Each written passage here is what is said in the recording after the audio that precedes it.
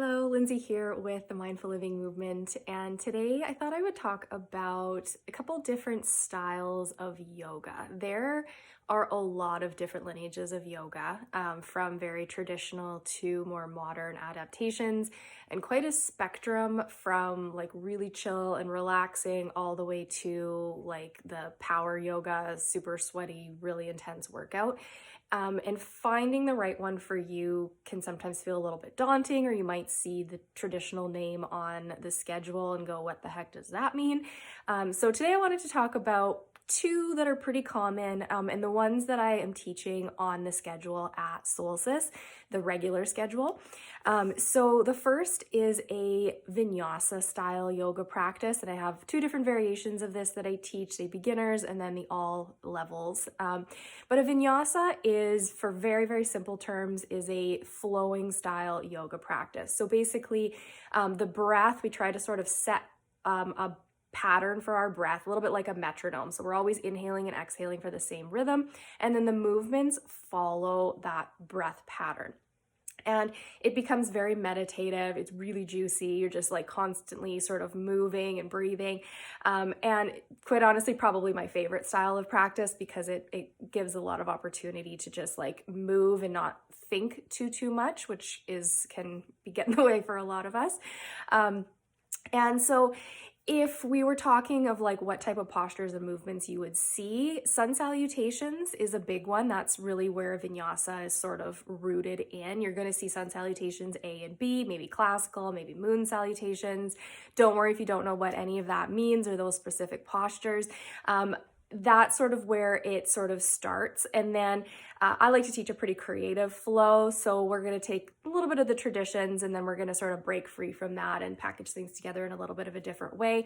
I usually theme my weeks. So you're going to be able to see from the beginners that starts out the week to our regular all levels Vinyasa, the same theme is going to be there. So you can have some space in the beginners class where we sort of slow things down. We talk about the alignments and using props and just getting a little more familiar with all these postures, so that when we move into the all levels class, where the pace is just a little bit quicker, we don't sort of analyze each posture every single time we're in it. We're just kind of getting into that flow state, if you will.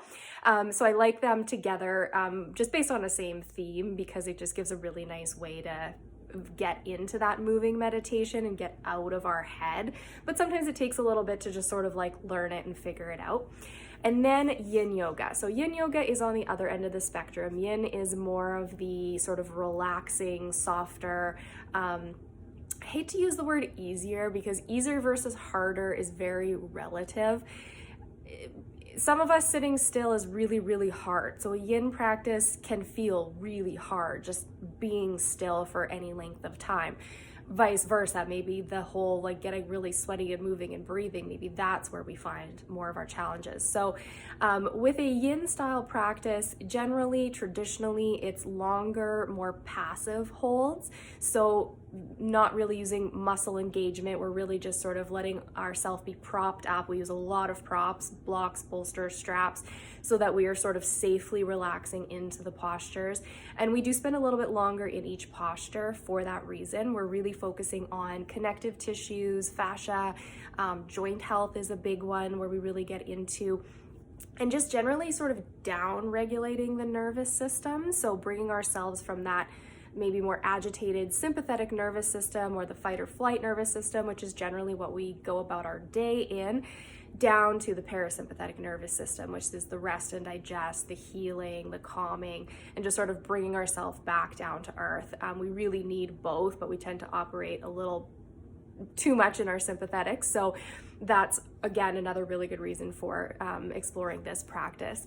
And the idea on the schedule is that I've got a Vinyasa following a yin yoga, so that you do get to have that sort of holistic approach together. So if you have the opportunity to give yourself that treat in an evening and practice a more sort of traditional, how yoga is sort of meant to be practiced, where you're warming and heating the body through movement, through intense breath work in our Vinyasa, and then settling into all that yummy space that you've worked into yin.